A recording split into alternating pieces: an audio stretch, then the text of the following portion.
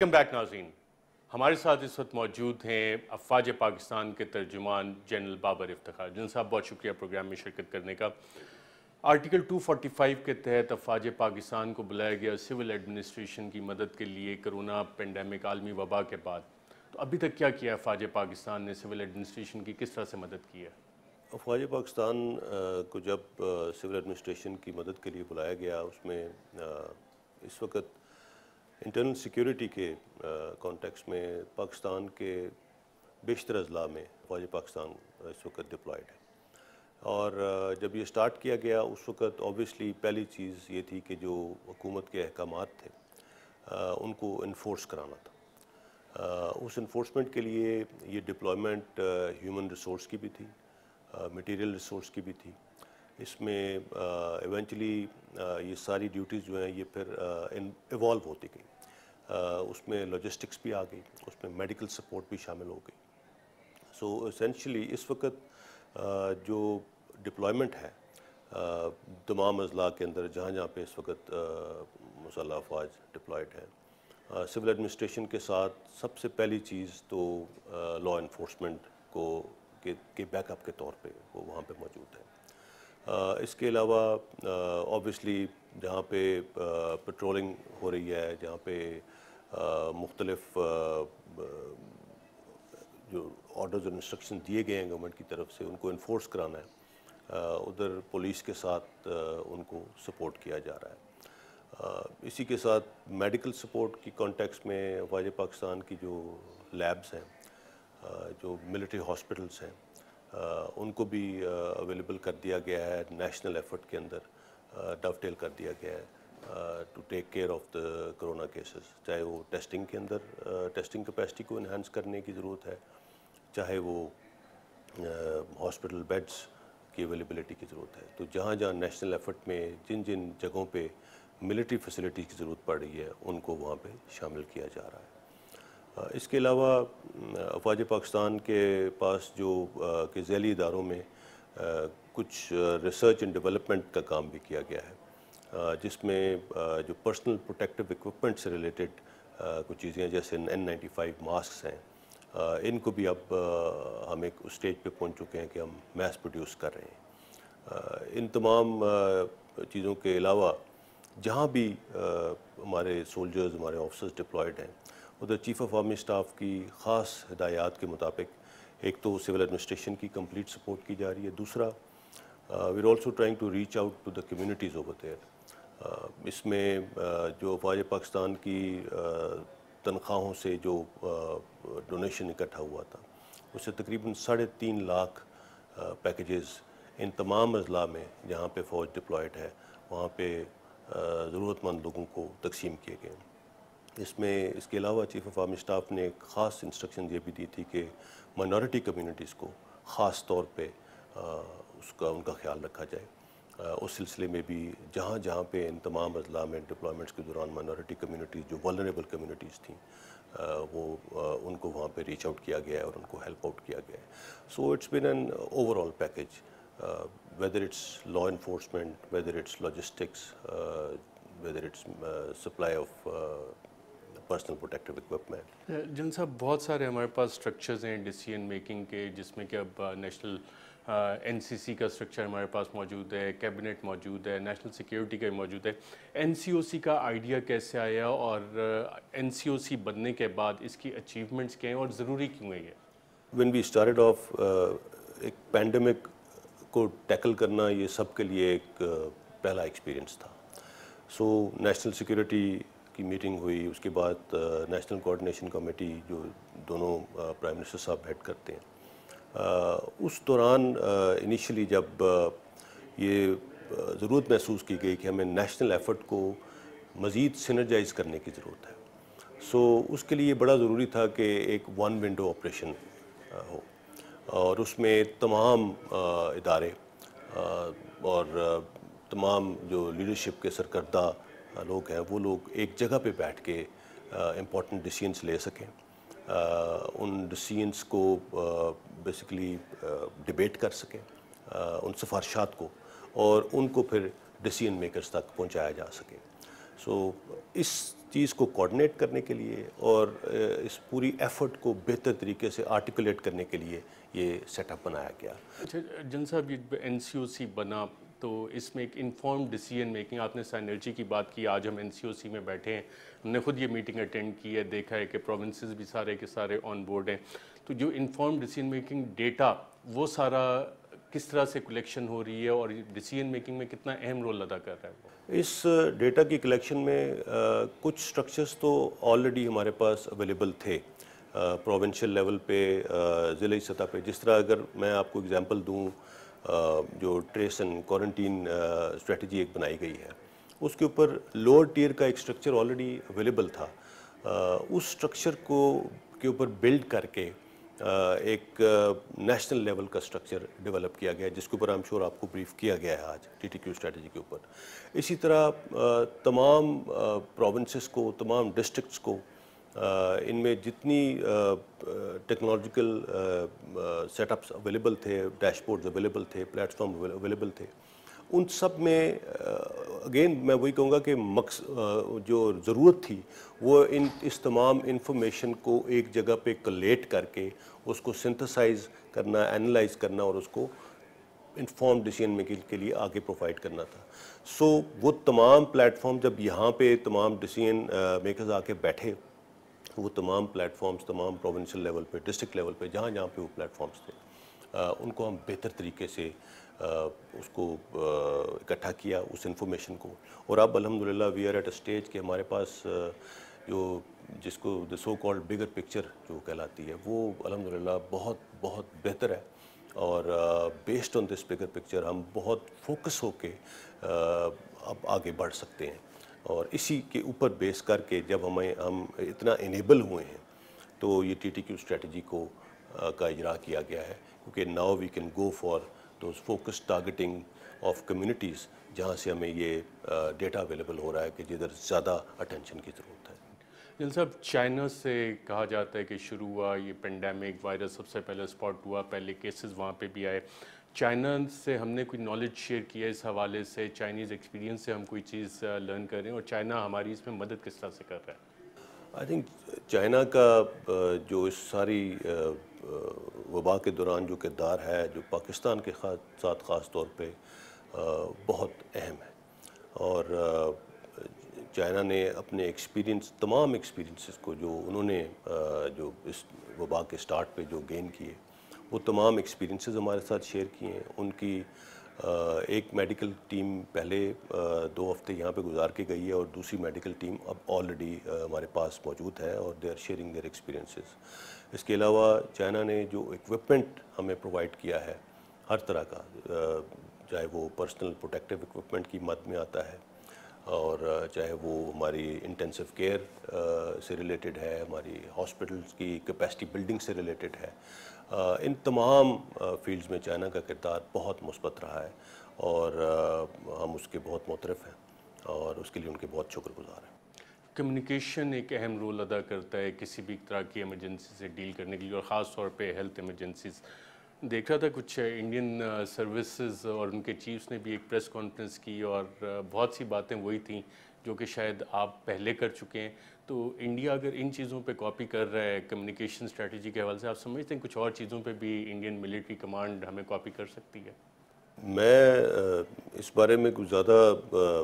نہیں کہنا چاہوں گا کہ انڈین ہمیں کس چیز پہ کاپی کر سکتے ہیں، کس پہ نہیں، بٹ الحمدللہ ہماری communication strategy over a period of time بہت ایوالو ہوئی ہے اور بہت بہتر ہوئی ہے، اور میں یہ سمجھتا ہوں کہ جتنا ہم نے اس فیلڈ میں امپروو کیا ہے، اس کو آئی تھنک کافی بہتر طریقے سے مختلف فورم پہ اکنالج بھی کیا گیا ہے، اور اس کے اندر یہ سولو فلائٹ نہیں ہے frankly. I think Pakistani media کا اس کے اندر بہت اہم کردار ہے ہماری کمیونیکیشن اسٹریٹجی کو آگے لے کے چلنے میں، اور وہ بہت پازیٹیو کردار ہے، اور پچھلے چند کرائسیز میں کے دوران پوری دنیا نے دیکھا ہے کہ اگر میں اس کمیونیکیشن اسٹریٹجی کو انڈیا کے اگینسٹ پچ کروں تو اس میں بڑا واضح فرق نظر آیا ہے پوری دنیا کو، پاکستانی میڈیا کو، پاکستان کی کمیونیکیشن اسٹریٹجی کو دنیا نے ایک رسپانسبل کمیونیکیشن اسٹریٹجی ایک رسپانسبل میڈیا کے طور پہ ایکسیپٹ کیا اور ایکنالج کیا ہے. ویئر ایز وی آل نو کہ اکراس جو میڈیا ہے وہ کس قسم کی ریٹرک کے اوپر قائم ہے ابھی تک اور مزید اس میں آگے بڑھ رہا ہے. سو الحمدللہ our communication strategy has been really successful and if it is being replicated, so be it. اقوام متحدہ نے بھی یہ کہا ہے کہ جتنے آن گوئنگ کانفلکٹس ہیں around the world because of corona pandemic اس میں کمی آنی چاہیے یا بند ہو جانے چاہیے. لائن آف کنٹرول پہ ہم دیکھتے ہیں کہ انڈین وائلیشنز بڑھتی جا رہی ہیں, ہماری آبادی کو نشانہ بنایا جا رہا ہے. انڈیا ایسکلیشن کی طرف جا رہا ہے اور ہمارا رسپانس اس حوالے سے کیا وہ بھی میچ کرے گا اس کو؟ جی ہاں, میں آپ نے بڑا اچھا کیا اس بارے میں سوال کر کے. لائن آف کنٹرول کے اوپر جو سچویشن ہے, جس طرح سے انڈین آرمی وہاں پہ بیہیو کر رہی ہے, جو ریسنٹلی انڈیا کی جو ملٹری لیڈرشپ ہے انہوں نے اس بارے میں کچھ بیانات بھی دیے ہیں جو آپ کی نظروں سے گزرے ہوں گے. It is a very serious situation, let me say that. Indian ceasefire violations کی تعداد بڑھتی چلی جا رہی ہے. میں نے ریسنٹلی ایک پریس بریف میں وہ تمام اسٹیٹسٹکس میڈیا کے ساتھ شیئر بھی کیے تھے. جو سویلین کیجولٹیز ہیں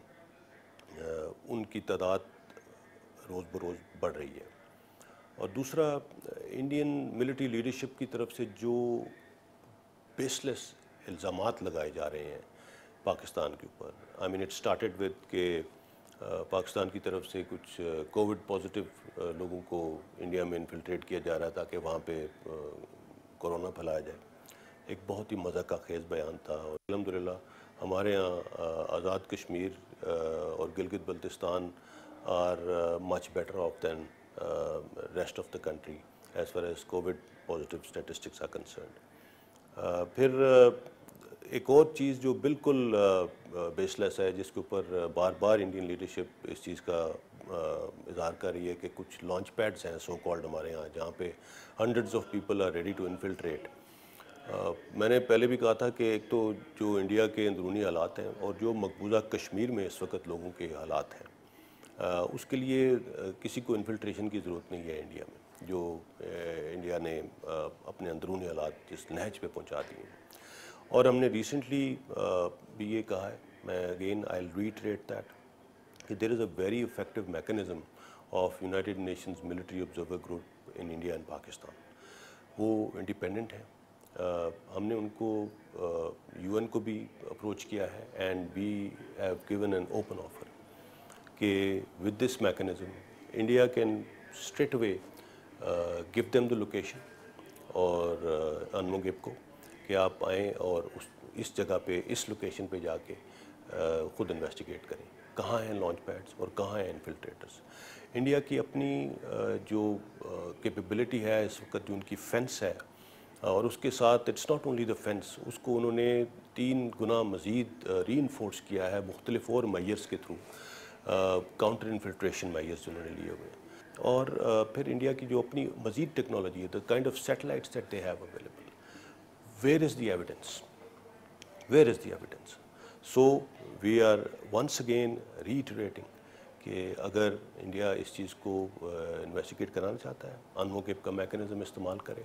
اور we are ready to give them free access anywhere along the line of control. I am sure this access is not available to Unmogip on the Indian side. So this is what it is, and this rhetoric has to come to an end, because اس کی وجہ سے line of control کے اوپر situation کافی serious ہو رہی ہے. اور جو انڈیا کے انٹرنل ایشوز ہیں, جو اندرونی مسائل ہیں, ان کو ایکسٹرنلائز کیا جا رہا ہے اور ان کو پاکستان کے اوپر لمپ کرنے کی جو ناکام کوشش کی جا رہی ہے, اول تو وہ کامیاب نہیں ہو رہی, اور دوسرا یہ ہے کہ اس سے خطے کے حالات کسی بھی وقت ایک غلط ڈائریکشن میں جا سکتے ہیں. آپ نے ایویڈنس کی بات کی جن صاحب, ایویڈنس تو موجود ہے لیکن وہ انڈیا کے حوالے سے اقوام متحدہ کی رپورٹس ہیں, US گورنمنٹس کی مائنورٹیز کے ساتھ جو ٹریٹمنٹ ہے انڈیا کی, جو سیکولر انڈیا کا کہا جاتا تھا وہ ساری آن ریکارڈ ہے. آپ سمجھتے ہیں کہ جو انڈین ملٹری ہے اس وقت وہ نریندر مودی کے ساتھ مل کے ہندوتوا جس طرح ہٹلر کے ساتھ جرمن فوج ملی تھی وہ سارے ہٹلرین آئیڈیالوجی پہ چلے تھے fascism, Indian military is supporting Narendra Modi in his fascism against minorities? I won't like to comment on the Prime Minister of India, but yes, I do believe that saffronization of Indian military and polity, it is a reality, and اس کو پوری دنیا اس وقت دیکھ رہی ہے, اور اس کو جو حالات اس وقت ہندوستان کے اندر مائنارٹیز کے ہیں اور خاص طور پہ مسلمان مائنارٹیز کے, اس کے اوپر دنیا کو توجہ دینی چاہیے, اور اگر ایسا نہ ہوا تو یہ حالات آؤٹ آف کنٹرول ہو سکتے ہیں. It's a very bad situation. Corona نے آپ کی زندگی کس طرح سے متاثر کی ہے؟ ٹروپس کی بھی زندگی پہ کوئی اثر پڑا ہے؟ سوشل ڈسٹینسنگ جو ہم پوری قوم کو بتا رہے ہیں, فوج میں کس طرح سے یہ سارا کچھ امپلیمنٹ ہو رہا ہے, اور کیا اب ہیلتھ بھی ایک نیشنل سیکیورٹی ایشو ہے؟ جی, health has always been a national security issue. Health, جب ہم نیشنل سیکیورٹی کی بات کرتے ہیں تو health is a very important part of that. And جو اس پینڈیمک نے ہمیں سکھایا ہے, اس میں اگر کسی کو اس بارے میں کوئی شک تھا تو وہ دور ہو گیا. میں اگر بات کروں فوجی زندگی کی, اس پینڈیمک کے اندر جو سوشل ڈسٹینسنگ کی بات ہو رہی ہے, فوج ویسے ہی ایک ڈسپلنڈ ادارہ ہوتی ہے, اور یہاں پہ اس ڈسپلن کو, سوشل ڈسٹینسنگ میں آپ کو ڈسپلن چاہیے, سیلف ڈسپلن چاہیے, اور ہمارے لیے وہ سیلف ڈسپلن انفورس کرنا فوج کے اندر تھوڑا آسان ہوتا ہے, because people are used to disciplining themselves. So تمام ٹیئرس پہ سوشل ڈسٹینسنگ کو انفورس کیا جا رہا ہے فوج کے اندر تمام ایکٹیویٹیز میں, اور فوج اپنی ٹریننگ ایکٹیویٹیز روک بھی نہیں سکتی. We have to continue doing that. So الحمدللہ فوج کے تمام کام اپنی جگہ پہ چل رہے ہیں, اور ان کے اندر جو نیسیسری میئرز ہیں اس بیماری سے لڑنے کے لیے, جو احتیاط چاہیے, وہ 100% کی جا رہی ہے. میں اگر پرسنل لیول پہ اگر آپ مجھ سے پوچھیں تو میں اس رمضان میں تراویح اپنے گھر پہ پڑھ رہا ہوں, نماز اپنے گھر پہ پڑھ رہا ہوں, اپنے بچوں کے ساتھ پڑھ رہا ہوں. So I think this is the new normal. اور ابھی ایز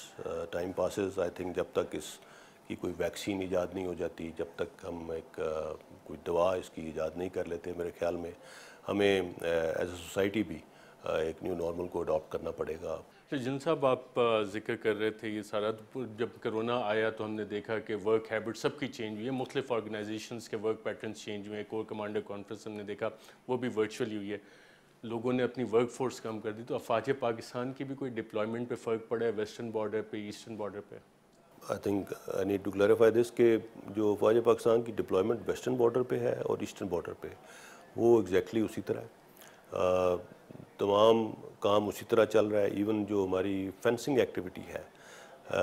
وہ بھی رکی نہیں ہے. فینسنگ بھی اسی طرح سے چل رہی ہے پاک افغان بارڈر پہ بھی.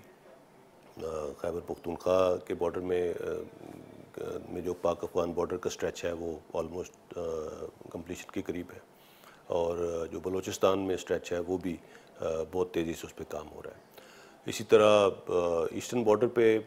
تو لائن آف کنٹرول زیادہ ایکٹیو ہوئی ہے, ڈسپائٹ دا فیکٹ کہ یونائٹڈ نیشنز کے سیکرٹری جنرل نے بھی پچھلے ماہ ریکویسٹ کی پوری دنیا کو کہ جہاں جہاں پہ ملٹری انگیجمنٹس چل رہی ہیں یا کوئی جنگ ہو رہی ہے اس کو روک دیا جائے, تاکہ اس ہیومینیٹیرین بیسس پہ کام کیا جا سکے, لوگوں کی مدد کی جا سکے. But unfortunately line of control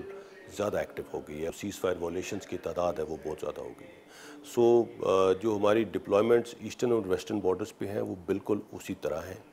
اور تمام ایکٹیویٹیز اسی طرح چل رہی ہیں. ان تمام ڈپلائمنٹس کے باوجود جب ہمیں ان ایڈ آف سول پاور بلایا گیا تو الحمدللہ جتنی بھی ریسورسز ہیومن اور میٹیریل موجود تھے گیرزنز میں وہ تمام باہر نکال دیے گئے ہیں, اور پاکستان کی اور پاکستانی قوم کی خدمت کے لیے تمام لوگ اس وقت کام کر رہے ہیں. So it's frankly we are working at home. ہمارا پاکستان ہمارا گھر ہے، اور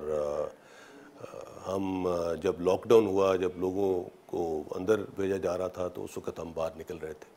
اور یہ ہمارا فرض ہے، یہ ہمارا فرض ہے، اور انشاءاللہ اس فرض کو جتنے بہتر طریقے سے ہو سکا ہم نبھاتے رہیں گے، اور اس ملک اور اس قوم کی خاطر سب کچھ حاضر۔ صاحب، مائنورٹیز کا انڈیا کے حوالے سے ذکر ہوا، جب یہ انڈیا کے حوالے سے رپورٹس آئیں کہ جی وہاں پہ سکھوں کے ساتھ، کرسچنز کے ساتھ، مسلمانوں کے ساتھ زیادتی ہو رہی ہے، تو وہاں پاکستان کے حوالے سے یہ رپورٹس کیا کہہ رہی ہیں؟ وہ بھی آپ کی نظر سے یقیناً گزری ہوں گی، اور مائنورٹیز کو کیا جو ہم نے حقوق دیے ہوئے ہیں وہ پورے ہو رہے ہیں، اور انٹرنیشنلی کیسے پرسیو کیا جا رہا ہے جو ہم نے سٹیپس لیے ہیں؟ ابھی ایک ریسنٹ رپورٹ بھی ریلیز کی ہے یونائٹڈ اسٹیٹس نے، جس میں پاکستان میں کیے گئے اقدامات کو بہت سراہا گیا ہے،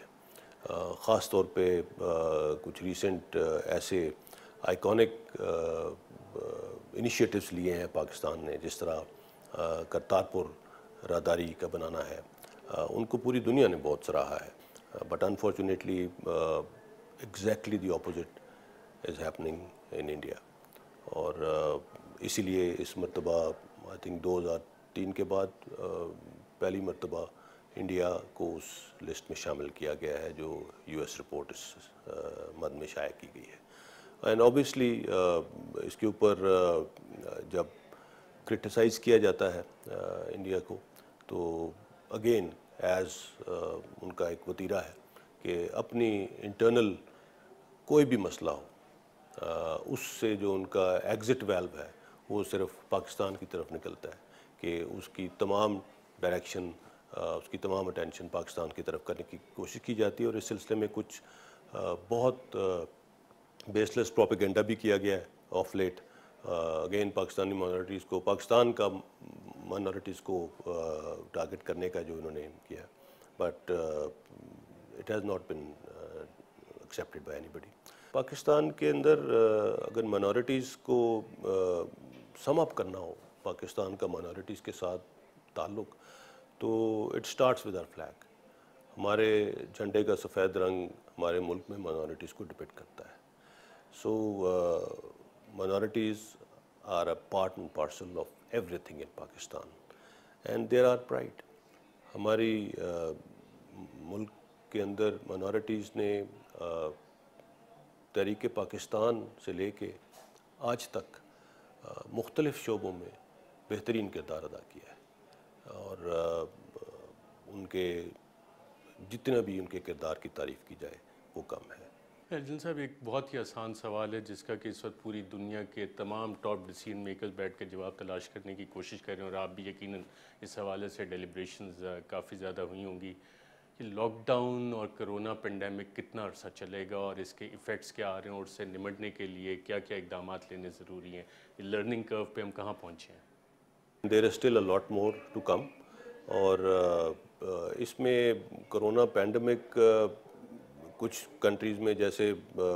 فورکاسٹ کیا جا رہا ہے کہ پلیٹو آ چکا ہے، فلیٹننگ دی کرو کی بات کی جا رہی ہے، سو the world has learnt a lot about this, but frankly speaking ابھی تک ایسے لگتا ہے کہ will continue this way for some time to come۔ اگر ایک اوپن سورس ریسرچ کو ہی اگر صرف کوٹ کیا جائے، تو جب تک کوئی ایک ویکسینیشن اس چیز کی نہیں، ویکسین ایجاد نہیں ہو جاتی، اور اس وقت تک آئی تھنک سوسائٹی کے نارمز جو ہیں ان میں بہت حد تک تبدیلی آئے گی، اینڈ ایک نیو نارمل سیٹ ان ہوگا، but yes life must go on and we must adapt. Life must go on, اور اسی طرح زندگی چلتی رہتی ہے، اور ہمیں نیو نارمل کے ساتھ اڈاپٹ کرنا ہے جو نئی پینڈیمک کے بعد ہماری ہیبٹ بن رہی ہیں۔ بابر افتخار صاحب، بہت شکریہ پروگرام میں شرکت کرنے کا۔